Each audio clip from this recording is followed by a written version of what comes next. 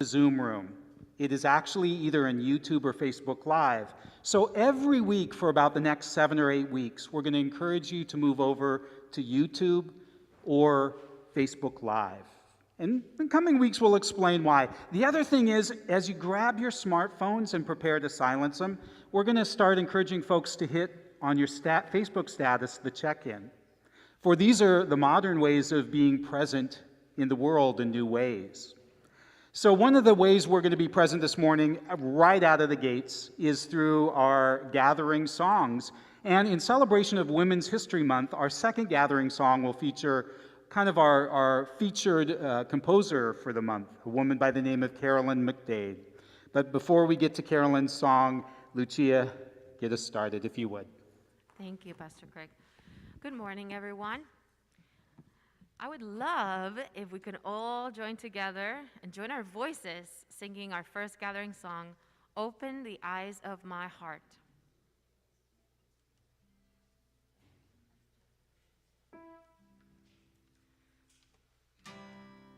Oh, wait, hold on.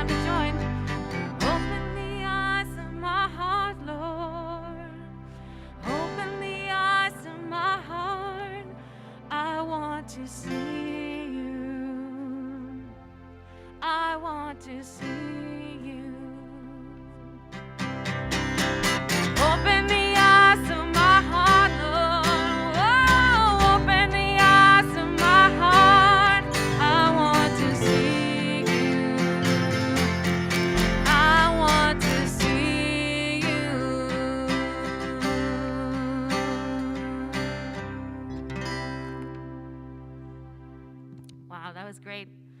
Thank you so much for joining. I could see your faces and I could see your lips moving, and it makes me feel so happy to see that we're all singing together.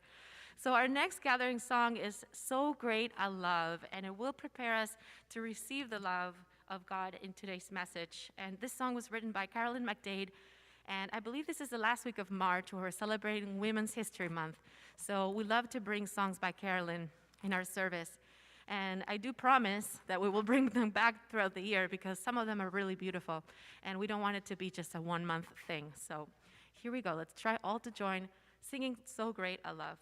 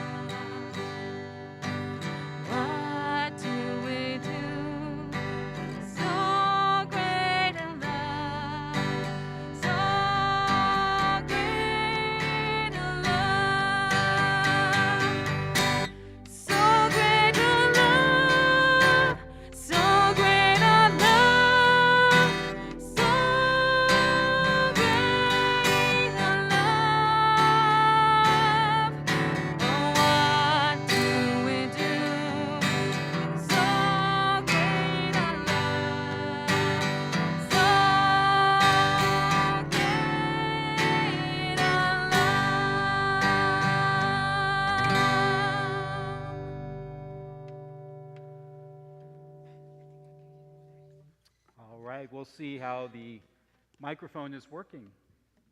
Seems okay, great.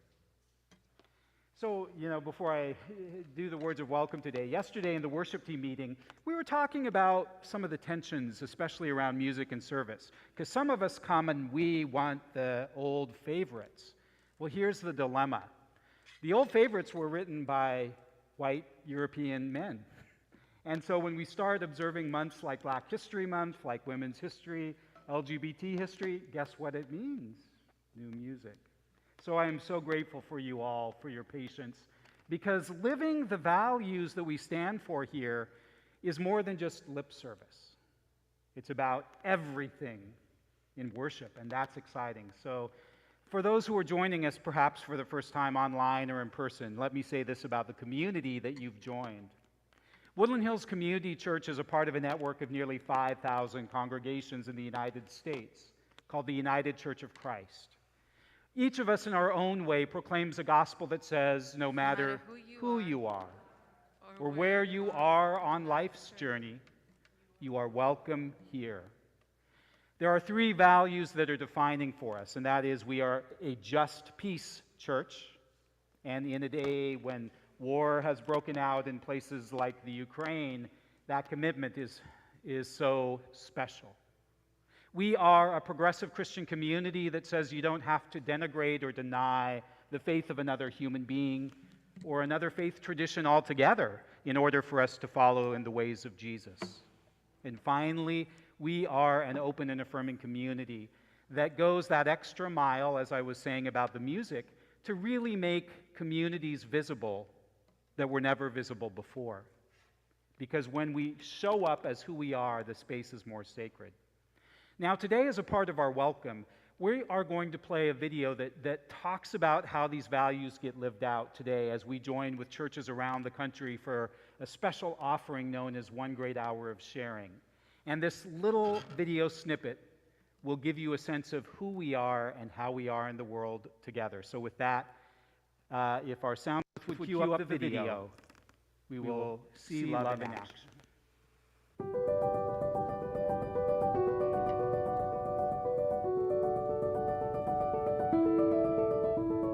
Why is love the greatest?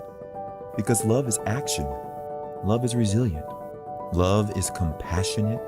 Love digs deeper, goes further, reaches higher. Love gives and then gives some more. Love is big and love is small. One Great Hour of Sharing has been putting our love in action all around the world and right here at home for over 70 years. By responding to disasters, feeding the hungry, digging wells for those who lack water, building for those who need shelter, caring for the sick, empowering the marginalized, and equipping those who are ready to change their world in the name of love, God's love. Because when all is said and done, it's love that remains. Put love into action. Give to One Great Hour of Sharing.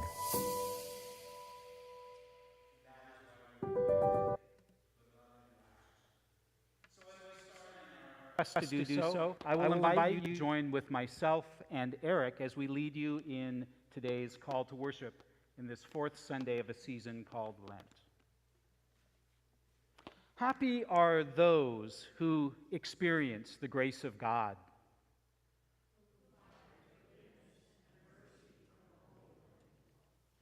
Happy are those who experience the steadfast love of God.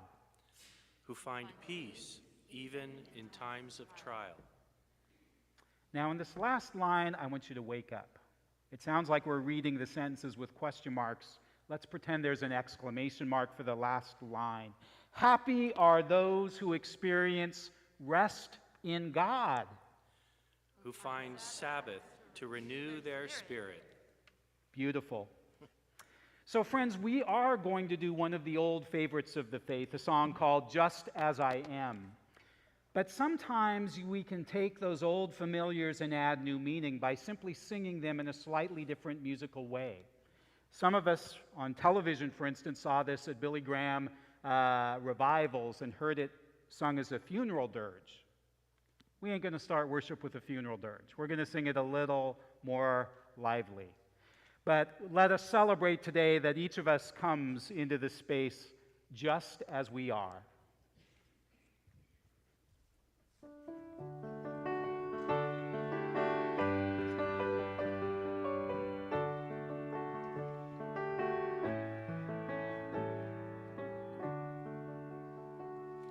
Just as I am without one plea, but that your blood was shed for me, and that you called divine in me, O Lamb of God, I come.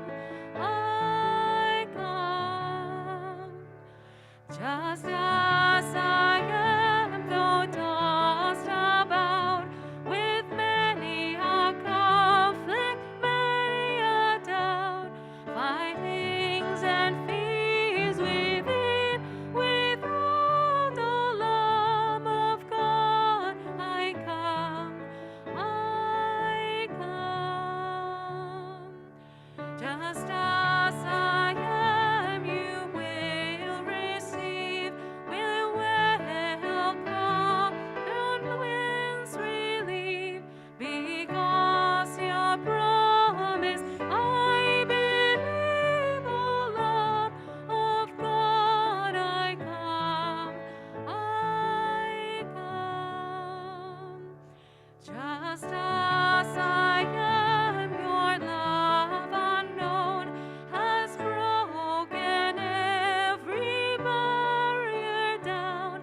Now to be yours and yours alone, O Lamb of God, I come, I come.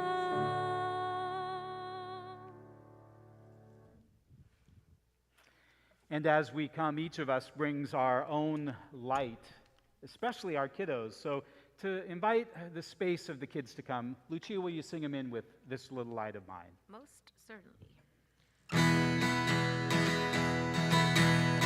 This little light of mine, I'm gonna let it shine. This little light of mine, I'm gonna let it shine. This little light of mine, I'm gonna let it shine. Let it shine, let it shine, let it shine.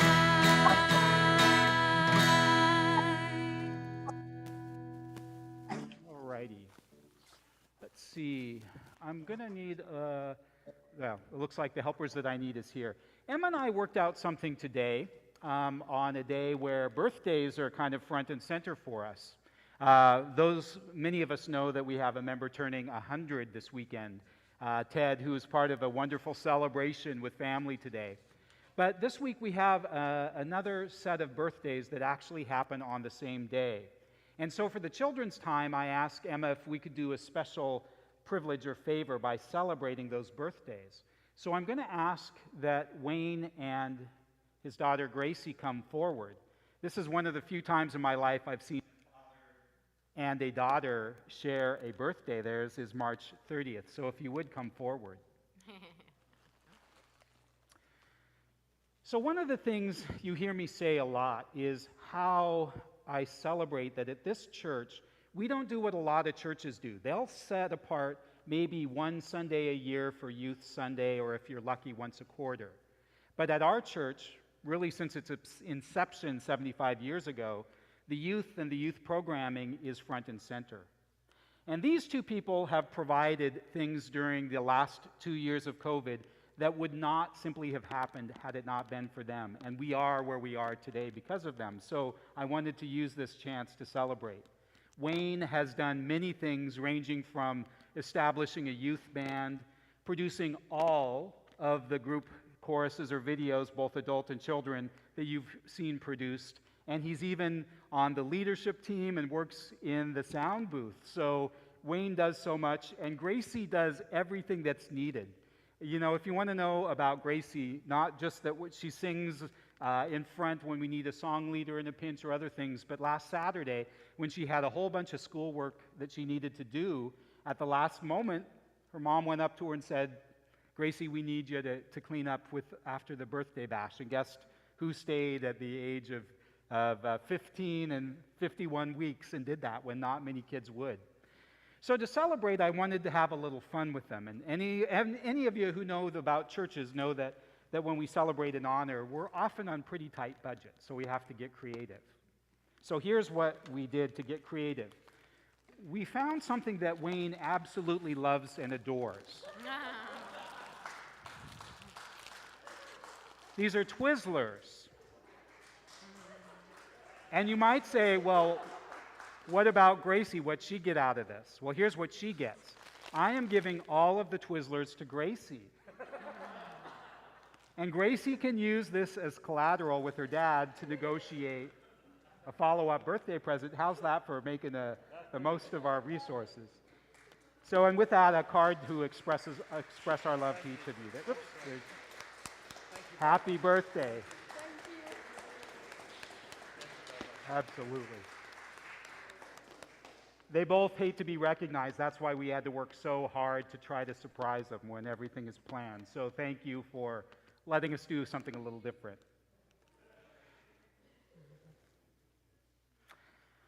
All right, friends, on this fourth Sunday of Lent, we get to hear one of the most well-known parables of Jesus' entire ministry on earth. It's the parable of the prodigal son. And it is a parable that each of us brings a whole lot to. Maybe there's a part of those characters that we relate to more than others. But one of the things that's a challenge when we engage those old and familiar scriptures is we bring all of our past baggage or assumptions about them into the experience, and we limit ourselves. So today, as we prepare to receive the message, I'm going to invite us into 2 minutes of prayerful reflection to kind of cleanse the palate, open our hearts and minds to perhaps hear it in new ways. And as we invite the Spirit in for the season of Lent, we're adopting a unique prayer practice. It is not a silent prayer or meditation, but rather it is a sung or chanted prayer. And each week we do a different one from the Taizé prayer community. And today we're going to circle back and use one that we started Lent with a month ago, Come and Fill Our Hearts. So let us open ourselves to receive the newness of God in an old, familiar setting.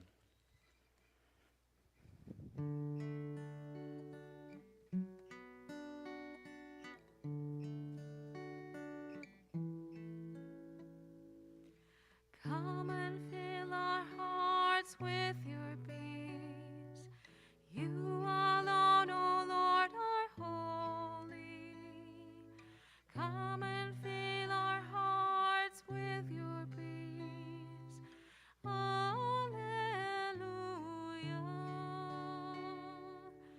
Come and fill our hearts with your peace. You alone, O Lord, are holy.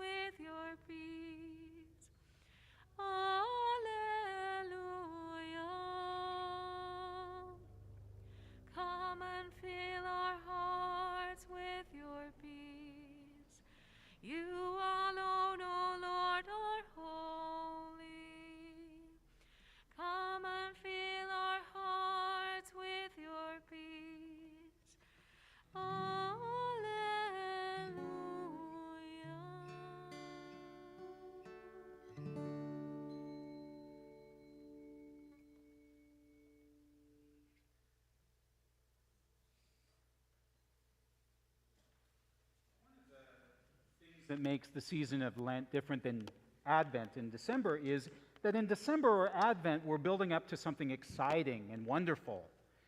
But in Lent, while there is something wonderful at the very end of the season on Easter, it's kind of like my friends who talked about getting married and trying to fit into their wedding dress. The most joyous day of their life was preceded by 3 months of the most brutal diet known to humanity. So it's kind of like that.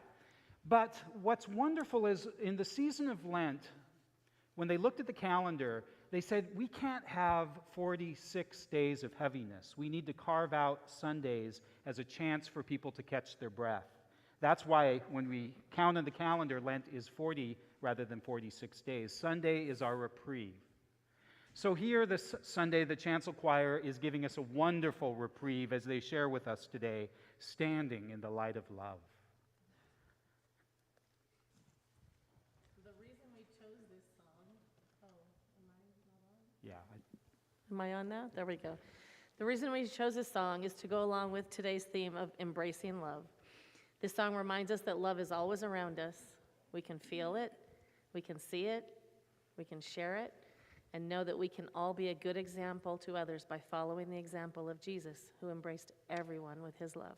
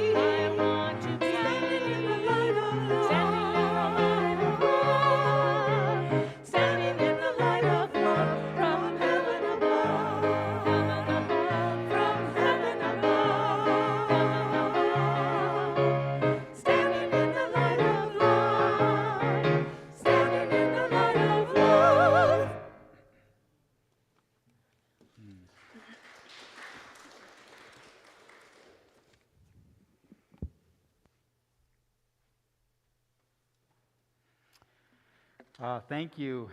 And for Anne and Julie in particular, I want to thank you. It's a hard thing to come back from COVID. So many of us are either scared or reluctant to do it. And really, since October, you have been bold and faithful in sharing.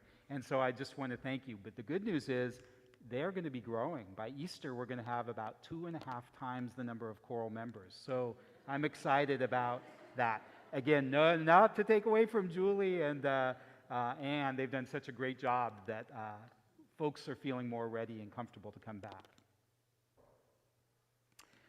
It never ceases to amaze me how relevant Scripture is to the lives we lead today. It doesn't matter that the stories contained were generated by the experience of human beings who lived on the other side of the planet. More than 2,000 years ago, those words still reflect the challenges we face every day. And boy, did I find it even more true than ever this past week. For as many of us sat around our television sets or laptops or smartphones, watching a woman of color being grilled by white men, questioning her character and judgment because of her willingness to defend the right of all people, I was reminded of another person of color who also took a huge share of criticism for his willingness to associate and defend the least of these. That person of color was Jesus. Now, the context of today's reading again reminded me of the confirmation hearings. For you had a bunch of authorities circling, lobbing accusations. And so, in the midst of that, Jesus let loose with an eloquent defense of his approach that was set out in 3 parables back to back. The first, the parable of the lost sheep, told the story of a faithful shepherd who left the entire flock to seek the one who was missing. The second parable, the parable of the lost coin, told the story of a woman who sought out something because of its tremendous value to her. And now we will hear the third and final parable Jesus gave in his defense, that of the prodigal son. And I know, as I said before our prayer time, that many of you have heard this so many times you're going to want to shut down as Eric reads. But don't. For that old familiar parable has so much to offer. So listen with fresh ears and hear what it is saying from Luke chapter 15, verses 1 through 3, and then picking up with verse 11 through 32. And he'll be reading from the Common English Bible. All the tax collectors and sinners were gathering around Jesus to listen to him. The Pharisees and legal experts were grumbling, saying, "This man welcomes sinners and eats with them." Jesus told them this parable. Jesus said, "A certain man had 2 sons. The younger son said to his father, 'Father, give me my share of the inheritance.' Then the father divided his estate between them. Soon afterward, the younger son gathered everything together and took a trip to a land far away. There, he wasted his wealth through extravagant living. When he had used up his resources, a severe food shortage arose in that country, and he began to be in need. He hired himself out to one of the citizens of that country, who sent him into his fields to feed pigs. He longed to eat his fill from what the pigs ate, but no one gave him anything. When he came to his senses, he said, 'How many of my father's hired hands have more than enough food, but I'm starving to death? I will get up and go to my father and say to him, Father, I have sinned against heaven and against you. I no longer deserve to be called your son. Take me on as one of your hired hands.' So he got up and went to his father. While he was still a long way off, his father saw him and was moved with compassion. His father ran to him, hugged him, and kissed him. Then his son said, 'Father, I have sinned against heaven and against you. I no longer deserve to be called your son.' But the father said to his servants, 'Quickly, bring out the best robe and put it on him. Put a ring on his finger and sandals on his feet. Fetch the fatted calf and slaughter it. We must celebrate with feasting, because this son of mine was dead and has come back to life. He was lost and is found.' And they began to celebrate. Now, his older son was in the field. Coming in from the field, he approached the house and heard music and dancing. He called one of the servants and asked what was going on.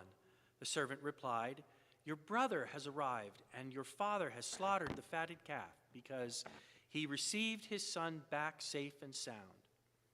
Then the older son was furious and didn't want to enter in, but his father came out and begged him. He answered his father, "Look, I've served you all these years, and I never disobeyed your instruction.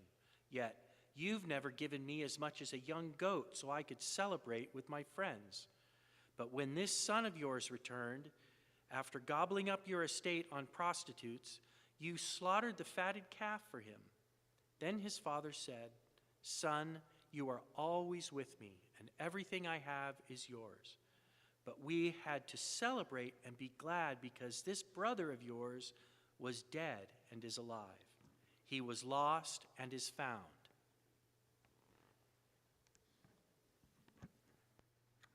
And thus ends the reading. Thanks, Eric, for that beautiful interpretation. So, what exactly does the parable have to say to us today? Well, many things. But for the sake of time today, I'm just going to focus on one that can guide us as we begin to inch our way toward a post-COVID world. In looking at the three primary characters of the story, the father and the eldest son and the youngest, two of those characters took basically the same approach to life. Their decisions and actions were driven by the same principle: what's in it for me? Now, that's clearly the case with the youngest son in the story. He was obviously driven by compulsion to pursue all of those wild dreams. But what's much less obvious in the story is how the eldest son was also driven by self-interest. For after all, most of us grew up hearing the eldest son described as the dutiful, long-suffering one who put aside self-interest in order to care for his father and family estate. But is that really true? The answer is revealed in the culminating words of the parable that describe the oldest son's reaction to his brother's return. Think about how he reacted. Did he rejoice, knowing that his beloved father, who had had a broken heart since his youngest had left, that his heart had been healed? Nope. Did he at least give thanks for the future of the remaining family estate, knowing that it would be more secure with the help of his brother? Again, nope. Instead, he responded with two things. Leslie Hopp says, with jealousy and resentment. And in doing so, he made it all about himself. The only one in the story that actually rose above the narrow confines of self-interest was the father. Virtually everything that he did from beginning to end was about something more than self. Even that act of calling a feast for his neighbors was an act of grace. Many of us misinterpret it as if he was somehow making it about him and showing off that his family had been restored. No, culturally, the significance of the feast was much greater. It was that feast that had to take place in order to repair the damage caused by his son to the neighbors. And you know what happens when we begin to do what the Father did? By doing things like establishing the feast by looking beyond self to the bigger picture? Reconciliation. That's what happens when we look beyond self. Reconciliation in the parable between father and son reconciliation between a household and its community. And that reconciliation only happened because of one person's willingness to set aside frustration, resentment, and shame and embrace a future of new possibility. And as I look around the world these days, I see there are a whole lot of people adopting not the approach of the Father, but of the two sons. They're making it about themselves, and they're carrying scorecards that they've been adding to for the last couple of years. They pull those scorecards out and note, who was it that was vaccinated and unvaccinated in their lives? Who cooperated with social distancing and who did not? Who did they vote for in the last election? And the list of things on our scorecard that tells us how to engage the world grows longer and longer and longer. And all I know is one thing about those scorecards. If we don't begin to put them down and shift our approach, we certainly won't lead a life like the Father. We'll lead a life like the eldest sons, of resentments and bitterness. And it won't be pretty. So how do we shift our approach with all of that water under the bridge? Well, a whole lot of it has to do with shifting the paradigm that we use to view or frame our world. And I can think of no better example of that than something that comes from the writing of the fantasy writer J.R.R. Tolkien. Now, in one of the fantasy worlds he creates, it's a place called Middle-earth. That land was populated by creatures called hobbits. And in that land, Tolkien did something very inventive. He took a beloved concept, the concept of birthdays, and he redefined it in Middle-earth. And in doing so, he showed us the path to become the Father. On a hobbit's birthday, he or she did not receive gifts from family or friends. Instead, the birthday celebrating hobbit presents gifts and even throws a party for all of his or her family and friends. Now, when you first hear it through the lens of self-interest, like the sons in the parable, that custom would seem absurd. Why on earth would a hobbit or a person spend their time and money on others when they themselves should be the center of attention? Well, theologian Rodney Clapp explains why beautifully. He writes, "Stop and consider what it means in terms of the total number of birthday gifts and parties in every year.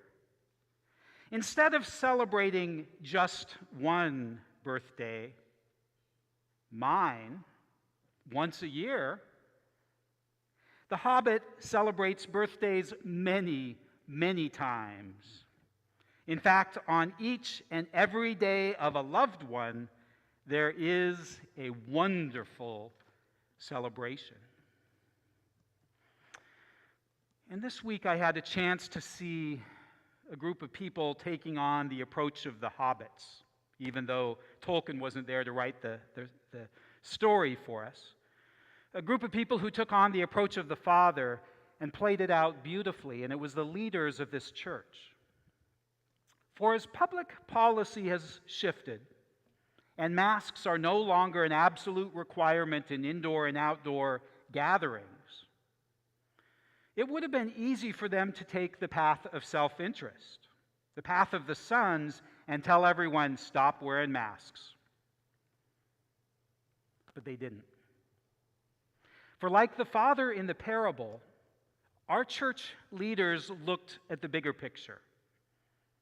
And they envisioned a community where we could look out for each other. The health compromised, the unvaccinated, the youth not eligible yet for vaccination, and they decided to follow what the public health department actually said for communities of faith, to strongly still encourage the use of masks. And while the continued use of masks may not seem like something to celebrate after 2 years, like a birthday party, right? We're getting sick of them. It is something to celebrate. For that simple gesture of doing this reminds us that as followers of Jesus, we do not live in a world that is defined by what we have to do. We get to live in a different world. A world like the Father's, where we get to celebrate the chance to do all that's needed to facilitate healing and reconciliation in this deeply hurting and divided world. And for that I say, hallelujah. And when our egos, our simmering resentments or fears kick in, causing us to want to leave behind the ways of Jesus and return to self-interest, remember this about the world of the hobbits, a world I want to live in, not just because I have a lot of hair on the top of my feet. This is what I want you to remember. And again, it's from Rodney Clapp. Every time God's active, stretching, searching, healing love finds someone and calls that person back home, we don't have to worry, because it does not mean that there is less for us. It means the opposite. It means there is more.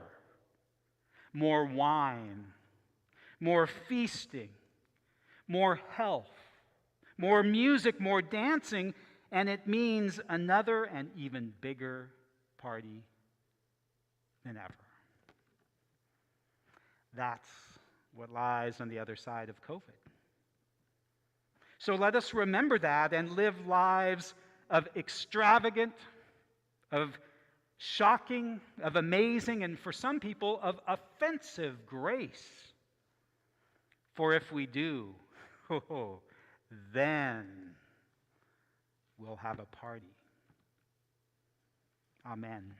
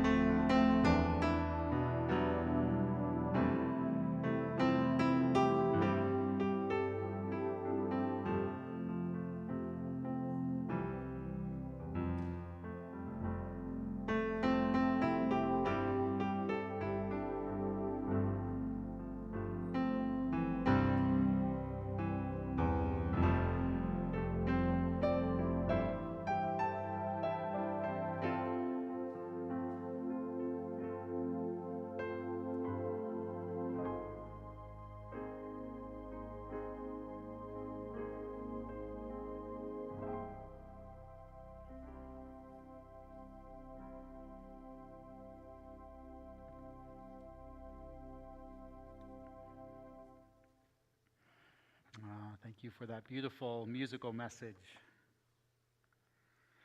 So, friends, as folks who live in community and who are reconciled and brought back into community, one of the greatest opportunities that we have to develop our faith is to be vulnerable and share both the challenges as well as the joys we live.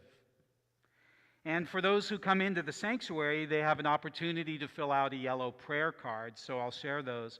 For those who are in Zoom or Facebook Live or YouTube Live, you also have an opportunity to share. So hear now what your sisters and brothers bring into this space for concern. The first comes from Andrea. She asks, prayers for my family's continued healing of mind, soul, body, spirit. And thanks for connection and healing. Smiley face. And finally, the other prayer card is from Bill, who says to live from a place of gratitude and acceptance without shaming or blame. Beautiful words for the journey. Are there other concerns that are coming in, Emily or Wayne, online? Good morning, everyone. Morning, And Emily. no, there are no messages or prayers this morning. All right. I want to share one thing because one of the hardest things it is for us clergy is folks who come in on Sunday mornings can be a little disheartened because not as many as folks as they would like have returned yet from COVID. Because we're sort of trained to think that the extent of our community is those who are present or the number of checks in an offering plate.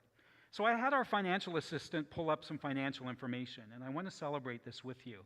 I looked at the monthly giving for January in 2019, 2020, and 2022. We have more than doubled the monthly giving for the month of January in 2019, and we're close to having done that for 2020 as well.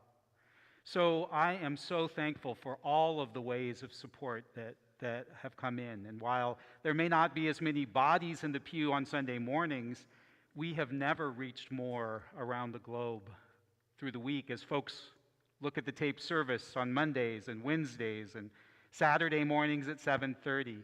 What a blessing it is. And so I just wanted to take a moment and do something that we rarely do in church enough. Celebrate. How's that feel? Woo! And so today what we're going to do in keeping with this theme and talk about the work of the Holy Spirit this week, as I was preaching on this notion of birthdays, pieces began to fall into place. The birthday celebration for Ted this weekend when he turns 100, the opportunity to celebrate Wayne and Gracie, and all of these elements. And then yesterday, Sarah sent me a tape and said, would it be all right to do a capturing of the birthday bash celebration from last weekend because not everyone was able to be there? And I said, absolutely. So rather than doing our normal sung call to prayer, which would be deep peace and holding the space of silence to gather communal elements, you're going to get to relive the birthday bash and see some folks you haven't seen for a while, even hear a little bit of a bagpiper. And that will be our celebration. And I'll close it with words of pastoral prayer. So if you would, let's pull up that experience. I can see clearly now the rain is gone. I can see all obstacles in my way. All of the dark clouds that had me blind. It's gonna be a bright, bright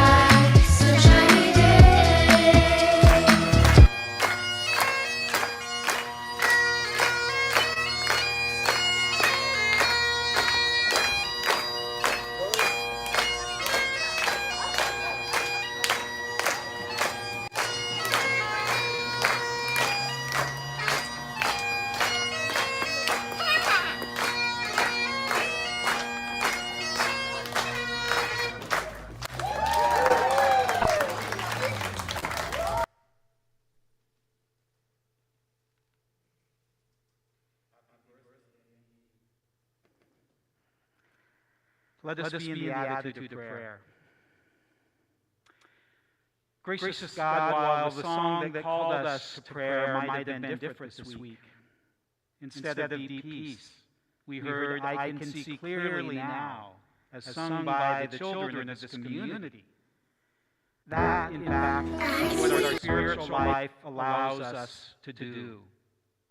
To see things not just through the lens of how the world sees them, but to see them clearly in ways that the world cannot.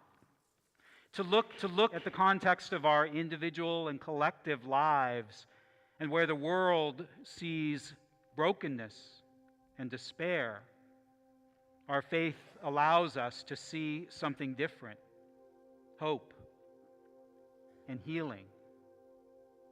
We give thanks for the many things that help us see clearly, including those elements that for us represent your body and blood, the extent of your love for us. And so for those of us who have it, we take a moment and pause to consume those elements.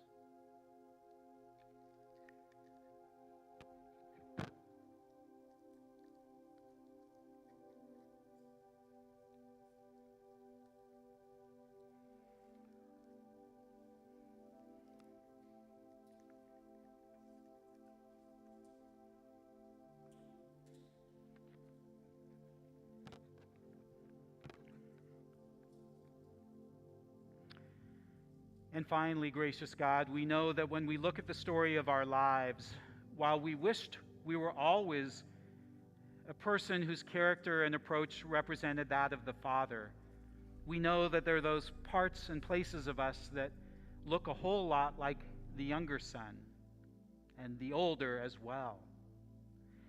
For we give thanks that we show up today, just as we started with the opening song, coming to you just as we are, knowing that who we are is enough, and that when we lean into your love and grace, you make us even more.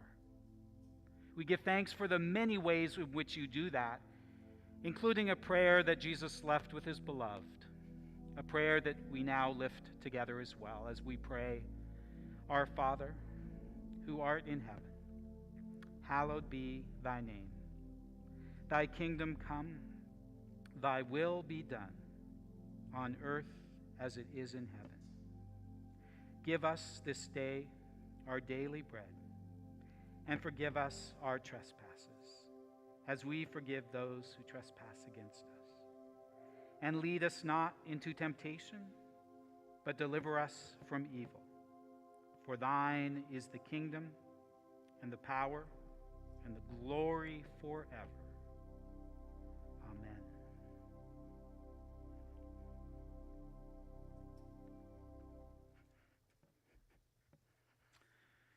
So we have an opportunity to pause for a moment and emphasize those parts of the community life that you have the opportunity to share in.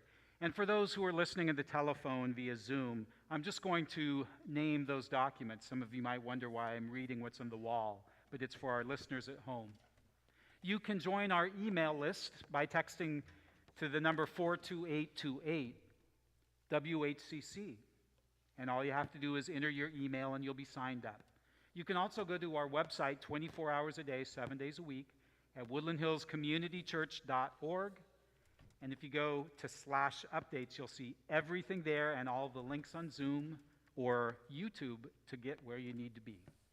So we have a couple in-person announcements today, and Sarah Scott from our leadership team will lift one of those.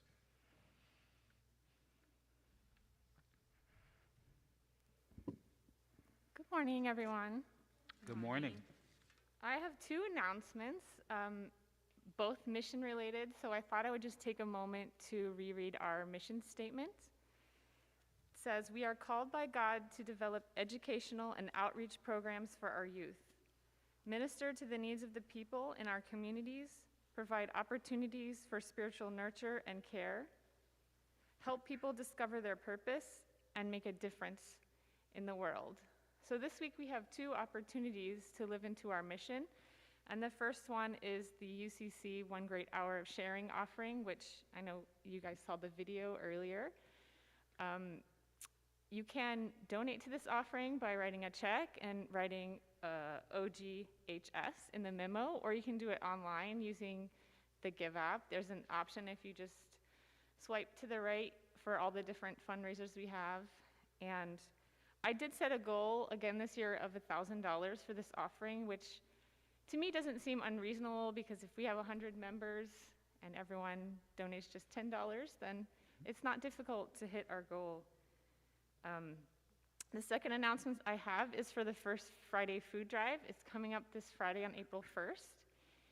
And we're doing something a little different this month. Instead of collecting food, we will be collecting items for Haven Hills, which is our local domestic violence shelter.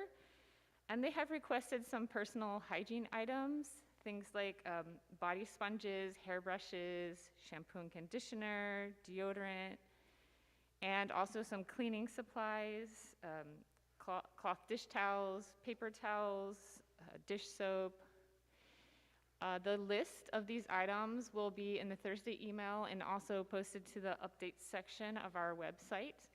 And the time slot this month is going to be from 2 o'clock in the afternoon to 6 p.m. and one of our Girl Scout troops is going to help with collection. So that's going to be the time that they're going to be here helping to collect the goods. So I hope if you're able to, they can stop by and bring some items. And if not, we're going to take them next Sunday as well.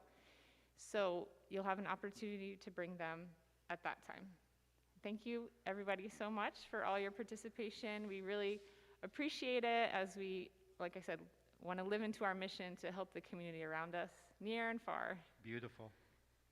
Thank you. And I read a Gallup survey that said in the last 2 years during the pandemic, global giving is up 25%.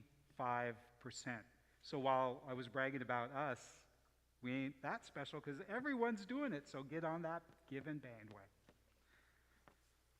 Good morning, everyone. I'm Wayne Wilkins. This is just a quick invite to join us this Thursday night for our Thursday night live evening.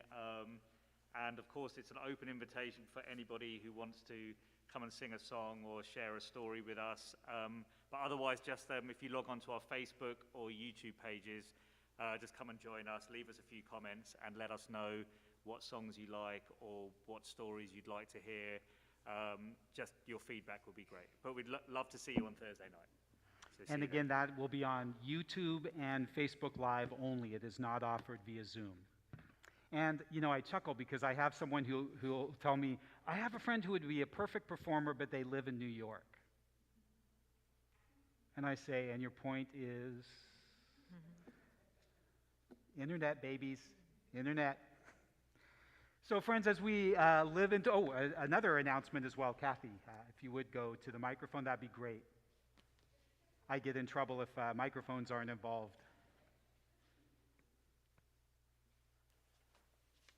I just wanted to highlight the insert for the save the date for the concert. As Pastor Craig has talked today about us celebrating, we're going to celebrate 75 years of WHCC, 73 years of the nursery school, and we're going to have, Wayne is working on this so diligently, putting together a beautiful string quartet concert. There's going to be a reception for any of you who came to Raise the Roof, very similar, and we're going to celebrate 2 years out of the pandemic, hopefully, too. So please, please, please, the tickets go on sale next week. All right. So as we celebrate the extravagant love of the Father in the parable, we're going to end with one of the most well-known and beloved hymns, Love Divine, All Love Excelling, and we're even going to get a little organ action going.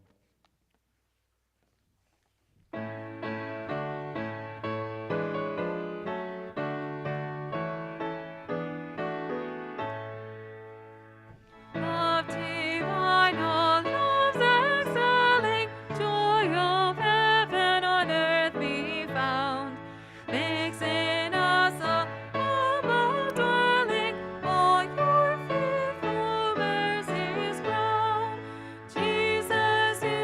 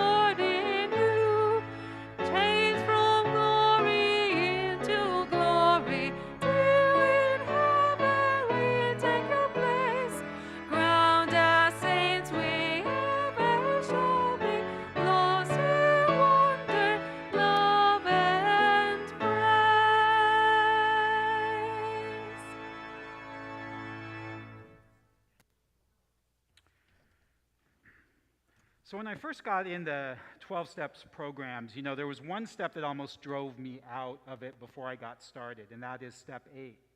Because this whole business of making amends to people, I wanted no part of that. Then as I started doing my work, I got to the point where it's like, okay, I have to do that if I want to get healthy, and I have to own up to that. I was there for a couple years. My goal is to live into that third level of the journey, the level that the father in today's parable gets to. I want to get to the point where I wake up someday and I say, oh man, I get to make my relationship with so-and-so right today by sharing how I screwed up. Isn't that kind of interesting to approach life that way? To move away from the have-tos to the get-tos? And really, that's what the parable is about today. For the father didn't have to do anything that he did. He didn't have to do it legally. He didn't have to do it morally or ethically. But when he saw that son, what did he do? He got to embrace him. So let's go out into the world with that spirit and let go of the have-tos and embrace the get-tos. And as we soar to the get-tos, let's go on eagle's wings, our closing chorus. Lucia, take us home.